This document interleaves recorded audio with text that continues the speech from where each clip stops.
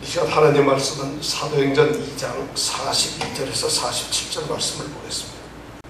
다 같이 한 목소리로 오늘 말씀을 읽도록 하겠습니다. 저희가 사도의 가르침을 받아 서로 교제하며 떡을 떼며 기도하기를 전혀 힘쓰니라. 사람마다 두려워하는데 사도들로 인하여 기사와 표적이 많이 나타나니 믿는 사람이 다 함께 있어 모든 물건을 서로 통용하고 또 재산과 소유를 팔아 각 사람의 필요를 따라 나눠주고 날마다 마음을 같이하여 성전에 모이기를 힘쓰고 집에서 떡을 떼며 기쁨과 순전한 마음으로 음식을 먹고 하나님을 찬미하며 또 온 백성에게 칭송을 받으니 주께서 구원받는 사람을 날마다 더하게 하시니라. 아멘. 오늘 읽은 말씀은 초대교회 예루살렘 교회의 첫 모습을 누가가 기록한 것입니다. 예수님께서 부활하신 후 50일째 되는 날, 그리고 예수님께서 제자들이 보는 앞에서 하늘로 올라가신 그 승천하신 날이 지난 후 열흘째가 되는 날, 바로 오순절 날에 성령께서는 마가의 다락방에서 모여서 전심으로 기도하고 있는 120여 명의 사도들과 무리 속에 임하셨습니다. 우리는 지난 주일날 그 성령 강림의 사건을 함께 생각을 했습니다. 바로 성령 충만함을 받은 그 사도들의 무리들은 성령께서 말을 하게 하심을 따라서 전부 다른 방언으로 말을 하기 시작했습니다. 방언을 하게 되니까 120명이 방언하는 그 소리를 예루살렘의 사람들이 들었습니다. 그래서 예루살렘에 모인 모든 사람들에게 큰 소동이 일어났습니다.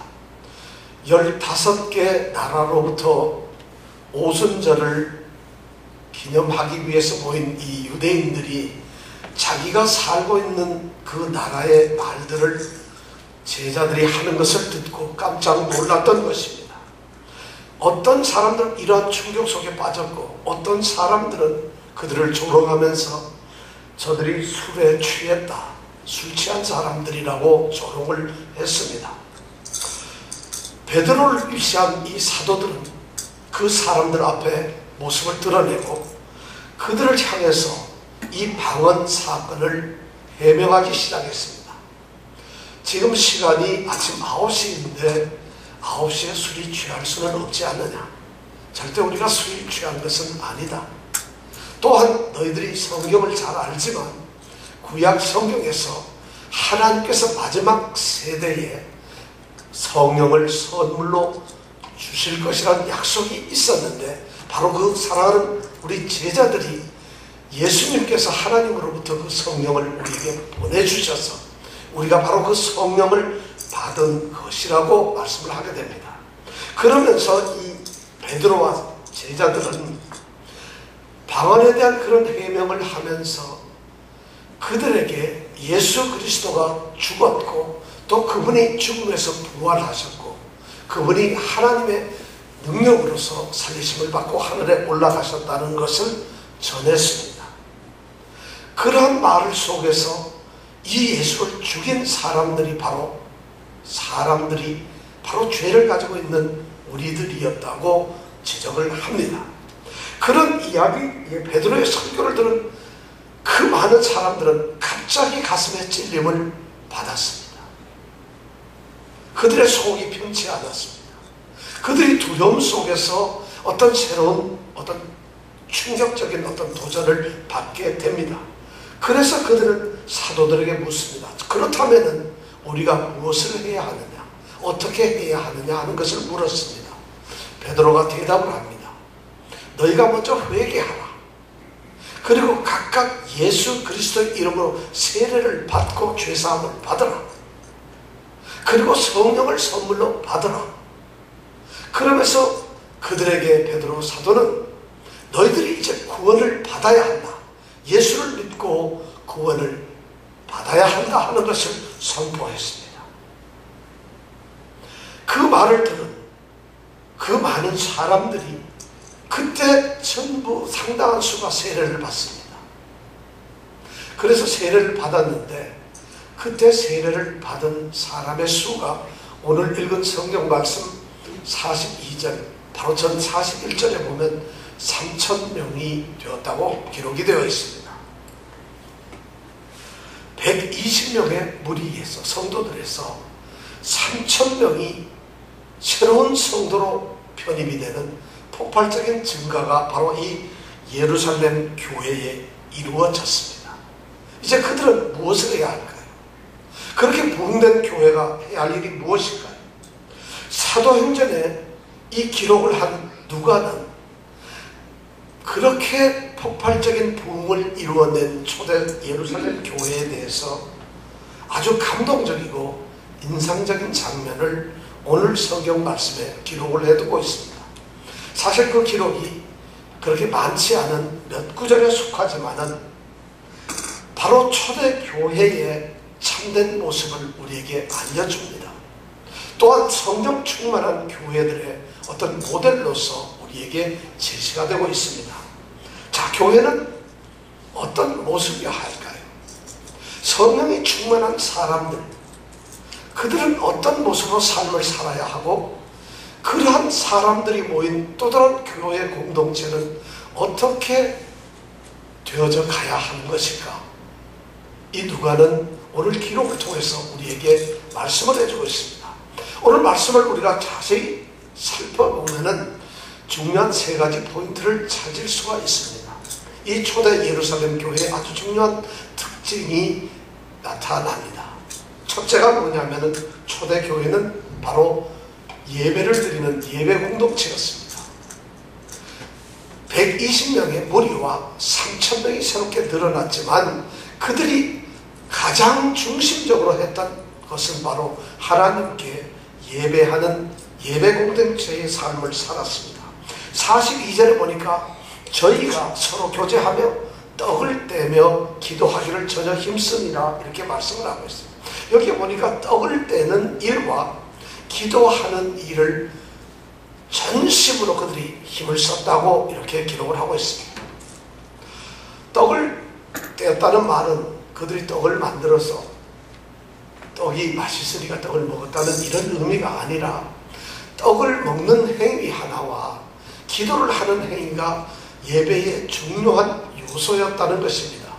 이 두 단어를 원어에서 찾아보면은 정관사를 사용해서 바로 그 떡 먹는 일과 바로 그 기도하는 일을 전혀 힘썼다고 기록이 되어 있습니다. 그럼 바로 그 떡 먹는 일이 뭘까요? 그것은 바로 주님께서 잡히시던 날 마지막 밤에 제자들에게 나누었던 성만찬, 주의 마지막 만찬을 그들이 기념하고 있었다는 것입니다.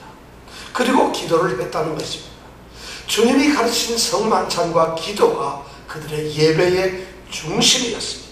그리고 그들이 하나님을 찬미하고 하나님께 정말 이것은 힘을 썼습니다. 전심으로 힘썼다는 이 말은 그들이 땀을 흘려가면서 마음을 다른 데 빼앗기지 않고 생각을 다른 곳으로 흩뜨리지 않고 오로지 예배에 전념했다는 이런 말씀입니다. 그들은 바로 예수님의 죽음과 부활을 기리면서 그리고 기도로서 하나님을 찬양하는 일을 했다는 것입니다. 이것이 그들의 예배 공동체의 모습이었습니다. 이 예배 공동체의 또 다른 모습 중에 하나는 이 초대교회는 그러한 예배를 공식적으로 또는 비공식적으로 이렇게 나누어서 공식적인 예배와 비공식적인 예배를 드렸던 것으로 기록이 되어 있습니다. 46절에 보니까 날마다 마음을 같이하여 성전에 모이기를 힘쓰고 집에서 떡을 떼었다고 이렇게 기록을 하고 있습니다. 초대교회는 날마다 마음을 합쳐서 성도들이 성전에 모이기를 힘쓰는 성전 예배를 드렸습니다. 그것뿐만 아니라 집에서는 만찬을 나누면서 또한 집에서 가정 예배를 드렸습니다. 제도적으로 조직적인 어떤 시스템적인 교회 예배, 공동체 예배를 드렸고 그 예배를 보충하기 위해서 그들은 또한 예배를 위해서 가정에서 가정 예배를 드렸다는 것입니다. 날마다 마음을 같이 하면서 그들은 그런 일을 드렸다는 것입니다. 여기 보면은 그들은 모이기를 힘썼습니다. 공동의 예배에 그들은 모여야 한다고 생각을 했고 반드시 모여서 하나님께 예배를 드려야 한다는 의식이 그들 속에는 있었습니다. 그러한 의식 속에서 그들은 전심으로 성전에서 예배를 드렸고 그 성전 예배가 그래도 그들에게는 전부가 아니었다는 것입니다. 거기에서 끝났던 것이 아니라 오히려 자발적으로 전부 다 자기가 스스로 자연스럽게 전부 다 자신들의 집에서 비공식적으로 가정의 예배를 드렸다는 것입니다. 그렇게 함으로써 그들의 삶은 성전과 가정, 결국 이 교회와 그리고 삶의 터전에서 모든 것이 예배로 이루어지는 삶의 예배를 그들은 드렸습니다. 이것이 특징이었습니다. 또한 예배 공동체의 또 다른 세 번째 특징은 뭐냐면 그 초대교회 예배는 경건함이 있었습니다. 그런데 경건함, 이 엄숙함뿐만 아니라 기쁨도 함께 있었다는 것입니다. 46절 7절에 보면 저희들이 기쁨과 순전한 마음으로 음식을 먹고 하나님을 찬미하였다 이렇게 기록이 되어 있습니다. 초대교회에는 예배 자체가 너무 경건하고 엄숙함이 있었습니다. 사실 공적 예배는 엄숙함과 경건함이 있어야 합니다. 그런 예배가 드려져야 합니다. 그러나 엄격함과 그런 경건함이 그것으로 끝나서는 안 된다는 것이에요. 오늘 말씀해 보니까 활기 없는, 생명력이 없는 그러한 예배는 또한 소용이 없다는 것입니다. 그들은 기쁨이 충만한 것. 기쁨과 순전함이라는 이 말은 정확하게 아주 기뻐서, 너무 기뻐서, 아주 감격되고 기뻐서 어쩔 줄 모르는 이런 감정을 기쁨과 순전함이라는 말로서 우리가 표현할 수가 있겠습니다. 바로 초대교회는 그런 기쁨이 넘치는 그런 교회를 예배를 드렸습니다.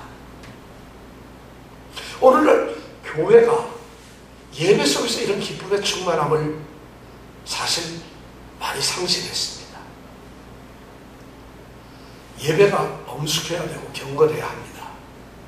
그러나 엄숙과 경건 거기에 머물러서는 안 되고 바로 기쁨이 넘쳐야 됩니다. 성령 충만한 성도들은 바로 성령의 열매를 맺어야 하는데 성령의 열매 중에서 우리가 희락이라는 것을 성령의 열매로 알고 있습니다. 바로 모든 예배 의식에는 이런 기쁨이 있어야 합니다. 초대교회 성도들은 모두가 성령이 충만한 성도들이었고 그들에게는 그 성령의 충만함 때문에 성령의 열매인 바로 이 기쁨의 예배 의식이 있었다는 거죠. 그래서 그들은 하나님을 찬양하고 예수님의 은혜를 칭송 찬양하면서 말 그대로 예배 자체가 축제가 되었다는 것입니다. 예배가 침울한 가운데서 드려지는 종교의식이 아니라 그들의 삶에서 새로운 힘과 능력과 새로운 활력과 새로운 꿈과 새로운 담대함을 얻게 되는 경건함과 기쁨이 넘치는 그런 축제의 예배가 되었다는 것입니다. 이것이 바로 초대교회의 모습이었습니다. 바로 이러한 예배 공동체가 초대교회의 첫 번째 특징이었습니다.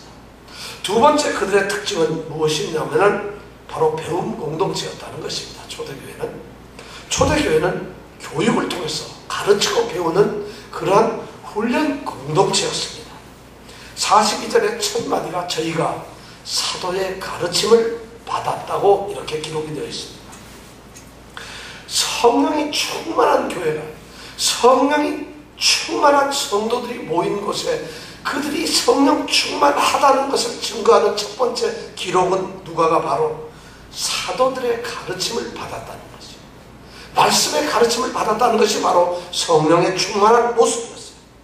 3,000명의 새로운 성도가 교회에 가입을 했습니다. 늘어났어요. 그러면 숫자적으로 3,120명의 성도들이 되었는데 엄청난 인원이 폭발적으로 늘어났습니다. 그런데 그 늘어난 부흥된 그 교회를 이끌어가시는 성령님께서는 늘어난 3,000명뿐만 아니라 그들에게 무엇을 체험하셨느냐? 방언을 통해서 그들이 신비한 체험을 갖게 하는 것이 아니라 먼저 사도들을 통해서 예수 그리스도의 말씀을 배우도록 했다는 것입니다. 이것이 바로 성령 충만한 초대 교회의 모습이었습니다. 성령을 통해서 그들이 충만함을 느끼고 기뻤을 때 그들이 갈급해했던 것은 성령의 은사나 그런 것이 아니라 바로 그리스도 예수의 말씀이었다는 것입니다. 초대교회는 바로 이 진리의 영이신 성령께서 말씀에 순종하는 것을 먼저 그들에게 요구하셨습니다. 이것이 바로 초대교회의 아주 특징이었습니다. 그들은 말씀을 배웠습니다. 그리고 말씀을 순종하는 방법을 그들은 배웠습니다. 그뿐만 아니라 사도들은 오늘 말씀해 보니까 사람들이 두려워하는데 사도들로 인하여 기사와 표적이 많이 나타났다고 기록이 되어 있습니다. 바로 사도들은 그들의 강력한 사도의 직분과 권위와 그 사도의 그 능력을 기사와 표적을 이룸으로써 특별한 일을 이룸으로써 사도들의 권위를 증명했고 그러한 권위를 확인했습니다. 그러니까 교회 안에 사도들로부터 일어나는 위대한 그 기사와 표적을 성도들이 보면서 새로운 성도의 3천여 명이 보면서 그들은 사도의 권위를 절대적으로 존경했고 그 앞에 고개를 숙였습니다. 그러니까 그 사도들은 바로 그들이 예수 그리스도로부터 배웠던 예수님의 말씀을 그들에게 전했습니다. 이 사도들의 가르침은 이 사도들이 그들에게 가르쳤던 말씀은 오늘 우리 신약 교회의 신약 성경으로 나타났습니다. 사도들이 성령의 감동으로 가르친 것, 그것을 기록한 것이 바로 우리가 말하는 신약 성경입니다. 오늘 우리는 바로 사도의 가르침을 받는 교회가 되어야 되는데 바로 신약 교회는 바로 이 신약 성경 말씀을 가르치고 배우는 교회가 되어야 한다는 것입니다. 성령 충만한 교회는 말씀을 배우고 말씀에 순종하며 그리고 말씀이 바로 생활화되도록 말씀 자체로 살아가는 삶이 말씀에 근거하도록 말씀 중심의 공동체였다는 것입니다. 초대교회는 바로 참된 진리의 말씀만이 사도들의 입을 통해서 선포되었습니다. 가짜 복음이나 거짓이 선포된 것이 아니라 바로 예수 그리스도로부터 배웠던 말씀, 들었던 말씀, 그 말씀을 사도의 입을 통해서 선포했고 배웠고 그리고 순종하는 말씀의 공동체였습니다. 이것이 두 번째 초대 예루살렘 교회의 특징이었습니다. 예배 공동체였고 바로 이 훈련 공동체였던 것입니다. 세 번째 특징은 초대교회, 이 예루살렘 교회는 사랑 공동체였습니다. 초대교회는 서로 나누며 더불어 함께 살아가는 바로 나눔 공동체였다는 것입니다. 42절에 보니까 저희가 서로 교제하며 전혀 힘썼다고 되어 있습니다. 서로 교제하며. 이 말씀 속에서 우리는 초대교회가 두 가지 중요한 이 나눔 공동체였다는 것을 우리가 오늘 말씀을 통해서 볼 수가 있습니다. 첫 번째 초대교회는 공동생활을 하는 공동생활 공동체였습니다. 이 교회는 바로 이 공동체가 할 수 있었던 것이 뭐냐면 서로 함께 받았습니다. 그리고 서로 함께 나누어 주었습니다. 그래서 이 공동체 안에서는 모든 것이 받기도 하고 주기도 하는 그러한 나눔의 공동체였습니다. 44절에 보니까 아주 매우 분명한 인상적인 말씀이 나옵니다. 믿는 사람이 다 함께 있어 모든 물건을 서로 통용했다고 되어 있습니다. 믿음의 사람들이 모두 다 함께 있었습니다. 그들이 함께 살았는지 함께 모였는지 그 말씀은 정확하게는 모르겠습니다만은 자주 모여서 함께 그들이 있었다는 것은 사실인 것 같습니다. 그런데 그들이 함께 모였을 때에 모든 물건들을 통용을 했다는 것입니다. 이 통용이라는 말은 이 교제라는 말과 어원이 이제 같습니다. 통용이라는 말의 뜻은 뭐냐면 자기들의 물건을 자기 소유라고 주장하지 않은 것입니다. 그리고 그들은 그 모든 물체를 갖다 자기의 것이든 남의 것이든 그것을 공동으로 소유했습니다. 그리고 공동으로 소유했을 뿐만 아니라 그것을 공동으로 사용하고 썼습니다. 바로 초대교회의 모습은 이런 생활 공동체적인 그런 모습을 가지고 있었습니다. 초대교회 성도들은, 이 예루살렘 교회 성도들은 재물이나 자기 소유나 시간을 자기의 것이라고 주장하지 않았습니다. 그들은 그 자기가 소유한 것을 하나님의 것이고 하나님이 소유한 것이라고 하는 의식을 가지고 있었습니다. 이 말씀은 무슨 말인가 하면 초대교회 성도들은 바로 청지기 의식을 가지고 있었다는 것입니다. 자기가 가지고 있는 물건은 하나님의 것인데 이것을 관리하기 위해서 하나님께서 내게 주셨다고 하는 그런 청지기 의식을 가지고 있었습니다. 그렇기 때문에 이 초대교회 성도들은 그것을 자기의 것으로 주장하지 아니할 수가 있었습니다. 이런 사건이 일어날 수 있었던 것은 바로 이겁니다. 3,000명이나 늘어났는데 그들은 세계 여러 곳에서 온 바로 이 순례객들이었습니다. 순례자들이었습니다. 그들이 성령의 충만을 받고 새로운 예수 그리스도의 제자가 되었을 때 고향으로 돌아가기를 좀 지체하고 그들은 예루살렘 성전에 머물러 있었을 수가 있습니다. 그들은 집이 없습니다. 순례하기 위해서 예루살렘에 왔기 때문에 머무를 것이 없습니다. 그러니까 그들 같이 모여 있었습니다. 그들이 가진 돈도 어쩌면 떨어졌을 것이고, 그러니까 예루살렘 본래 성도들이 자기가 가졌던 것을 팔아서 그들이 써야 할 것을 공급을 했다는 것입니다. 이것이 바로 초대교회의 모습이었다는 거죠. 이러한 상호간의 이야기, 이런 일들이 서로 나누고 받고 하는 것은 이들이 한 가족이라고 하는 가족의식이 있지 않고서는 되질 않습니다.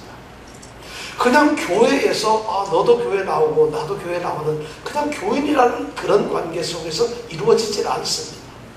이 사람들은 그리스도의 몸인 교회에 서로가 지체라고 생각하는, 한 몸이라고 생각하는, 하나의 가족이라고 생각하는 아주 끈끈한 혈연적 가족의식을 가지고 있었다는 것입니다. 예수님 안에서 새롭게 태어난, 새롭게 부름을 받고서 이제 예수님 안에서 가족을 이루는 가족 공동체라고 하는 의식이 그 모든 사람들에게 있었습니다. 그렇기 때문에 그들은 자발적으로 자기의 것을 아깝게 여기지 아니하고 모든 것을 내어놓을 수가 있었습니다. 45절에 보면 더 놀라운 게 또 재산과 소유를 팔아 각 사람의 필요를 따라 나누어 주었다고 했습니다. 자기가 가진 재산, 부동산, 소유, 이 동산, 부동산과 동산 자기의 것을 그들은 팔아버렸습니다. 그리고 그것을 그들은 성도들에게 각 사람이 필요로 하는 것에 따라서 나누어 줬다는 것입니다. 물론 이 말씀은 다 팔았다는 것은 아닙니다. 모든 사람이 그렇게 했다는 것은 아닌데 적어도 이 교회가 그러한 모습을 가지고 있었다는 것입니다.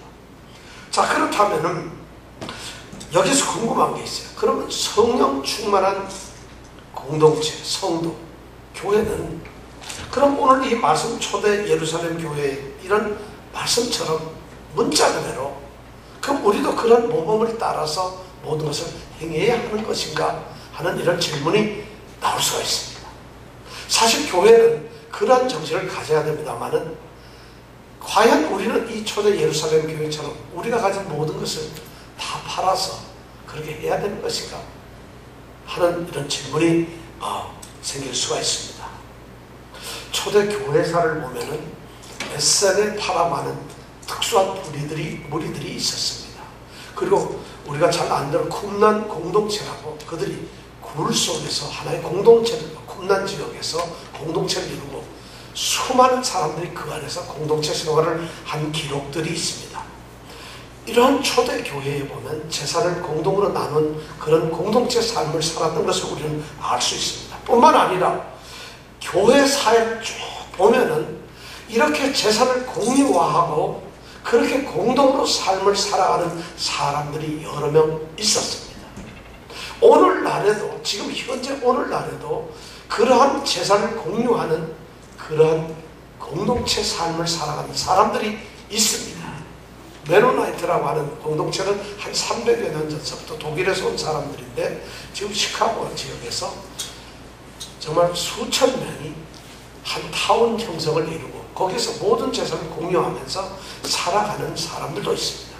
그 사람들은 자기 소유가 없고 한 마을에서 한 타운을 이루고 거기에서 같이 일하고 생산하고 같이 팔고 같이 먹고 살면서 그리고 살아가는 그런 공동체 삶을 살아가고 있습니다. 예수님께서도 한 번은 젊은 이 관리가 예수님께 와서 어떻게 하면 영생을 받겠습니까? 하고 예수님께 물었을 때 예수님이 대답을 했어요. 네가 계명을 다 지켜야지. 저는 계명을 어려서부터 다 지켰습니다. 그래요? 그렇다면 그래도 내가 아직도 하나 해야 할 것이다. 네가 가진 모든 소유를 다 팔아라. 그리고 가난한 자들에게 나눠주어라. 그리고 나를 따라 와라. 이것이 예수님이 한 말씀이었어요. 예수님의 생각 속에서 그런 것이 좀 있었던 것 같습니다. 그럼 우리는 그렇게 살아야 되는 것인가? 그러나 꼭 그런 것은 아닌 것 같습니다. 예수님께서도 모든 그리스도인들은 사유재산을, 개인적인 재산을 소유해서는 안 된다고 말씀하시지는 않았습니다. 모든 사람들이 소유하는 것을 예수님은 인정하셨다는 것이에요. 또 기독교는 그런 것을 인정했습니다.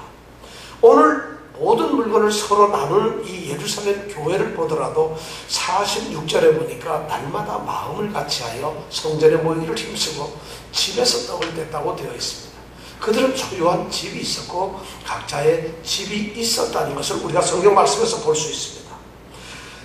이렇게 성도들은 집을 가지고 있었는데, 그런데 재산을 팔아서 그것을 모든 사람의 공용하는 이런 통용의 재산으로 바쳤던 사람들이 있었다는 것이죠. 바로 이러한 사건이, 이 사건이 예수님께서 구원을 이루고자 하시는 그 구속사 역사에서 성령께서 특별히 이 초대 교회에서 이루어낸 위대한 일이었다는 것입니다. 이것은 기념할 만한 그런 일이었다는 것입니다.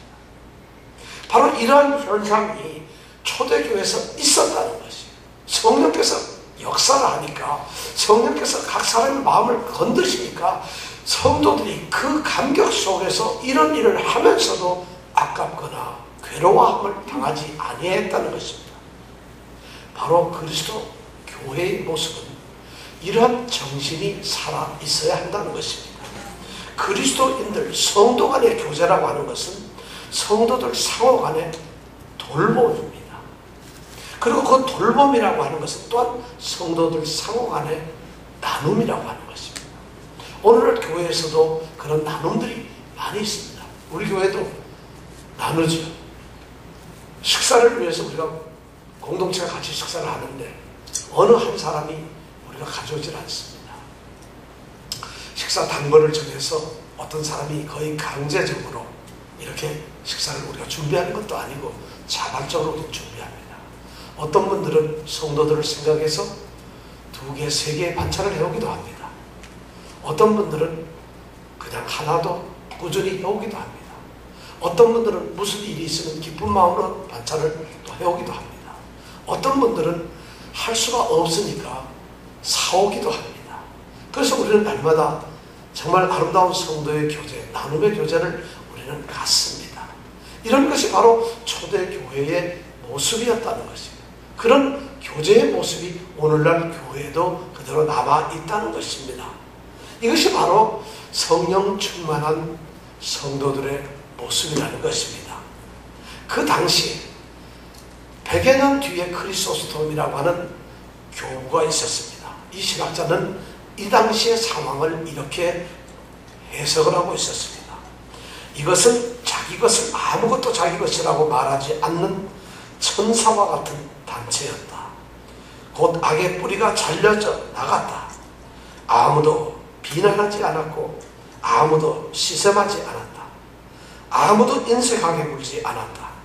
거기에는 교만도 치욕도 없었다. 가난한 사람은 부끄러움을 몰랐으며 부자들은 거만함을 몰랐다. 초대교회의 모습이 바로 성도들이 가족이었기 때문에 그런 공동체였다는 것입니다. 이렇게 물질적인 나눔을 갖는 나눔 공동체였는데, 이 나눔 공동체는 물질만 나눈 것이 아니라 또한 이 초대교회는 영적인 소유함을 나누는 전도 공동체였다는 것입니다. 그들은 물질만 나눴던 것이 아니라 영적인 소유, 하나님의 복음을 그들은 나누었다는 것입니다. 47절에 보니까 주께서 구원받는 사람을 날마다 더하게 하시니라 이렇게 되어 있습니다. 그들이 했던 일이 뭡니까? 하나님을 찬미하며 또 온 백성에게 칭송을 받으니 주께서 구원받는 사람을 날마다 더하게 하셨다는 것이죠. 초대교회는 예배를 열심히 드렸습니다. 그리고 아름다운 교제로서 성도의 교제를 통해서 나눔을 가지는 그러한 아름다운 내적 생활이 교회 안에 넘쳐났어요. 그러나 그러한 삶으로 교회의 모습이 멈춰 있었던 것은 아닙니다. 바로 그런 교회 안에서의 삶 속에서 그들이 가둬져 있거나 그것을 교회의 삶의 모습으로 전부 다 그들이 자랑하지는 않았어요. 오히려 오늘 보니까 온 백성에게 칭송을 받았어요. 그들은 날마다 성전에 모이기를 힘썼고 집에서 예배를 드리기를 힘썼을 뿐만 아니라 그들은 날마다 복음을 전하는 것, 예수 그리스도를 전파하는 일에 힘을 썼습니다. 그러다가 보니까 온 예루살렘의 백성들이 교회 속에서, 교회 공동체 안에서 살고 있는 성도들을 칭송했다는 것입니다. 놀라운 역사입니다. 성도들이 세상으로부터 칭송을 받았다는 것입니다. 이 말씀을 오늘날 우리의 현실과 비교해 볼 때 우리는 참 부끄러움을 금할 수가 없습니다. 교회는 이미 칭송을 받는 것을 잃어버린 지 오래되었습니다. 교회는 손가락질을 받고 비난을 받습니다. 그것도 모자라서 교회는 저주를 받습니다. 세상은 그렇게 교회를 생각합니다. 교인들의 수는 늘어나고 교회의 건물은 웅장하게 세워지고 세상을 향해서, 세계를 향해서 선교사들은 너무 많이 나가는데, 그리고 교회는 세상을 향해서 좋은 일을 하는데 왜 교회는 온 백성에게 칭송을 받지 못할까요? 우리의 숙제입니다. 바로 초대교회는 그들이 할 수 있었던 철저한 예배와 철저한 훈련을 통해서, 그리고 철저한 나눔을 통해서 그들의 삶이 모범이 되었다는 것입니다. 그들이 변화된 삶으로서 정말 이 세상의 사람들이 아니라 하늘의 삶을 살아가는 그런 아름다운 모습을 가지고 있었다는 것입니다.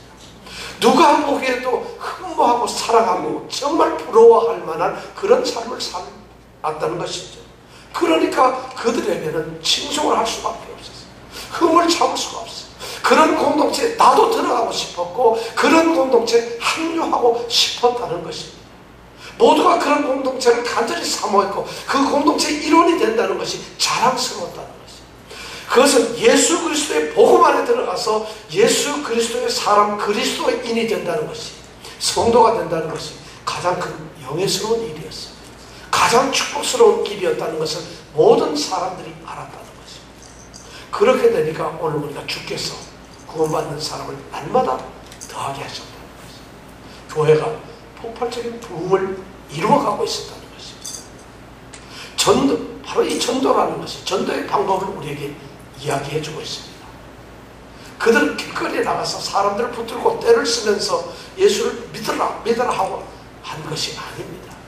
그들의 삶의 모습에서 예수를 믿어야만 하는 것을 그들에게 보여주었던 것입니다. 그때 일어난 역사는 모두가 주님께서 하셨습니다. 주님께서는 더하게 하셨습니다. 수가 늘어났던 것은 사람의 힘이나 사람의 노력이 아니라 주님께서 날마다 더하게 하셨습니다.